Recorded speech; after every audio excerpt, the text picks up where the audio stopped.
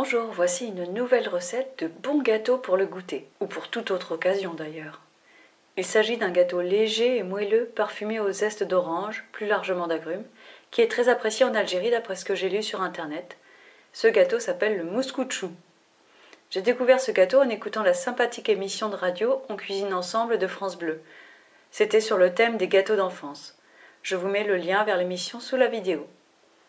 Pour un beau gâteau, ou deux gâteaux plus petits, c'est ce que j'ai fait, il faut 3 œufs, 120 à 150 g de sucre, moi j'en ai mis 120, 100 ml de lait, 100 ml d'huile neutre, 180 g de farine, 2 cuillères à café de levure, un peu d'arôme vanille et surtout des zestes d'agrumes. Sur les conseils de l'auditrice qui donnait la recette dans l'émission radio, j'ai mis le paquet avec des zestes d'orange, de citron vert, de citron jaune et un peu d'eau de fleur d'oranger.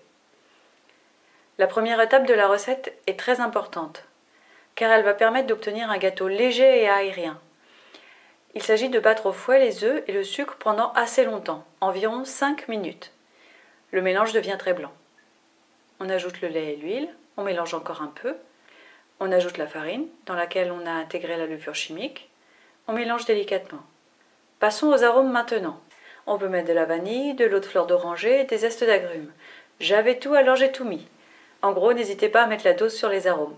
On mélange et on verse la pâte dans le ou les moules à gâteau. Sur internet, j'ai vu que ce gâteau est souvent présenté dans un moule en forme de couronne, alors j'ai fait pareil. Comme la pâte va bien monter, veillez à ne pas trop remplir votre moule.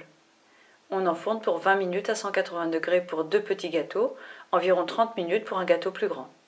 On démoule, on laisse refroidir et on peut saupoudrer de sucre glace. C'est prêt!